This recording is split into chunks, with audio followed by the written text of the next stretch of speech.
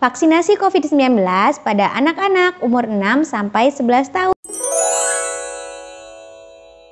Assalamualaikum warahmatullahi wabarakatuh. Kembali di channel Dokter Puskesmas ya. Kali ini saya mau sharing tentang vaksinasi COVID-19 pada anak-anak umur 6-11 tahun. Apakah memang sudah boleh? Terus alasannya seperti apa, vaksinnya apa, dan lain-lain? Vaksinasi COVID-19 untuk anak umur 6-11 tahun sudah dapat dilakukan sesuai dengan keputusan Menteri Kesehatan Republik Indonesia tentang vaksinasi COVID bagi anak umur 6-11 tahun tanggal 13 Desember 2021. Vaksin yang digunakan untuk vaksinasi anak ini adalah vaksin COVID-19 Sinovac, Bio Farma atau CoronaVac yang sudah mendapatkan izin dari BPOM dan juga sudah mendapat rekomendasi dari ITAGI, Komite Penasihat Ahli Imunisasi Nasional. Penyuntikan vaksin COVID untuk anak diberikan 2 kali dengan jarak 28 hari. Diberikan di lengan atas dengan dosis 0,5 ml. Lalu, kenapa anak-anak 6-11 tahun sekarang diberikan vaksinasi COVID-19 juga? Yang pertama adalah karena untuk mencegah sakit berat dan kematian pada anak yang terinfeksi, kemudian mencegah penularan pada anggota keluarga dan saudaranya yang belum dapat divaksinasi atau yang mempunyai risiko terinfeksi. Mendukung pelaksanaan pembelajaran tatap muka, meminimalisasi penularan di sekolah atau satuan pendidikan, dan mempercepat terjadinya herd immunity. Lalu, apakah dapat menggunakan vaksin lainnya selain Sinovac? Kalau yang remaja 12-17 tahun kan boleh Pfizer dan Sinovac ya.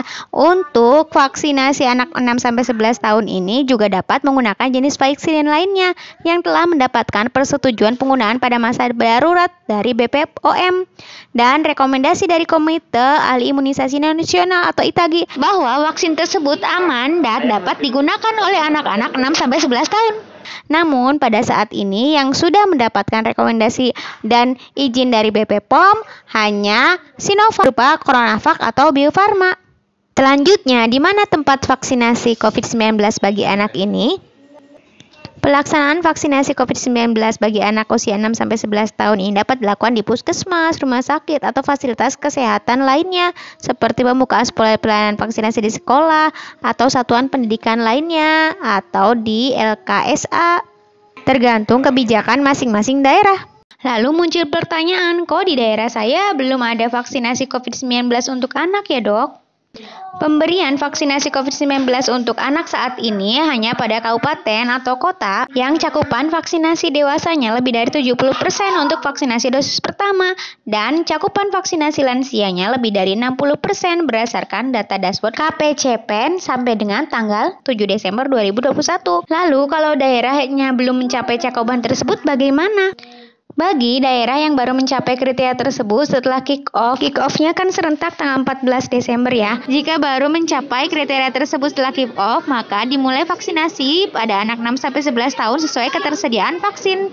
Sebelum pelaksanaan vaksinasi COVID-19 ini harus dilakukan screening. Seperti apa kriteria pada anak 6-11 tahun?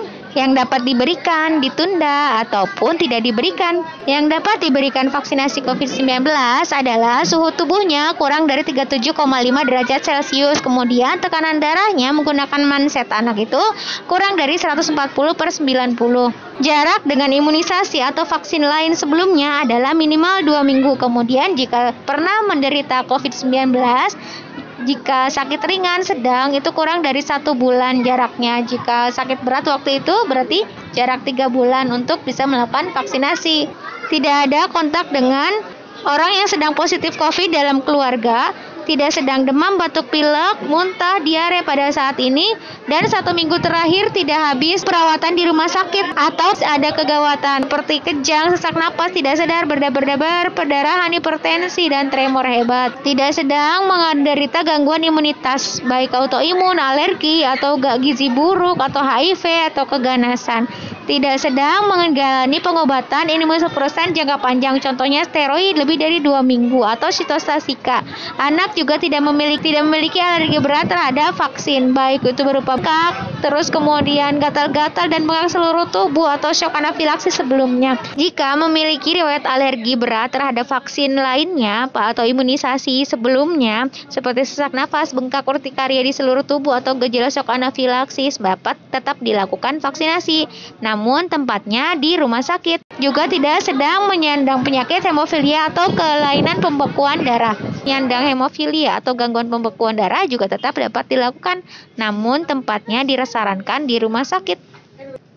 Vaksinasi ditunda jika suhunya lebih dari 37,5 derajat Celcius, nanti ditunggu sampai dengan sembuh.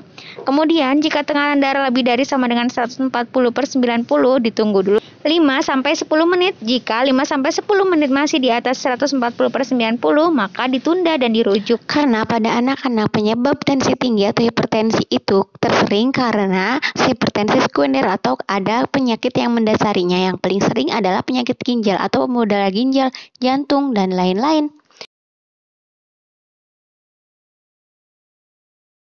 Kemudian jika pas mendapatkan vaksinasi yang lain, imunisasi di sekolah misalkan kurang dari 2 minggu, maka ditunda dulu sampai dengan minimal 2 minggu.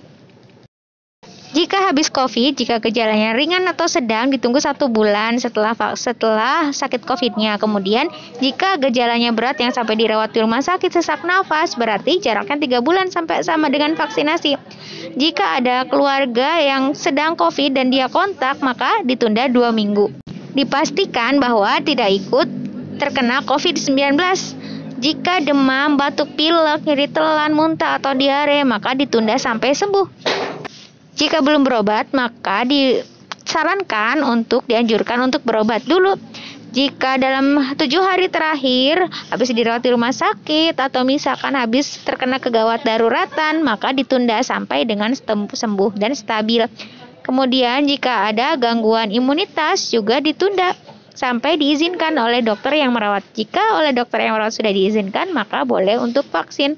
Jika sedang mengalami pengobatan imunosupresan jangka panjang, steroid atau sitostasika, maka ditunda sampai diizinkan oleh dokter yang merawat. Kalau jika dokter yang merawat sudah mengizinkan, maka dapat diberikan vaksinasi.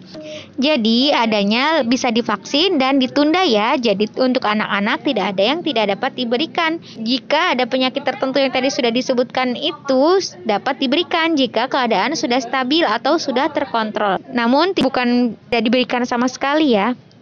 Untuk alurnya sama ya seperti vaksinasi dewasa, jadi mengisi lembar screening dulu, kemudian diverifikasi, kemudian di screening, kemudian jika lolos, jika tidak ditunda berarti maka diberikan vaksinasi, diberikan suntikan di lengan atas.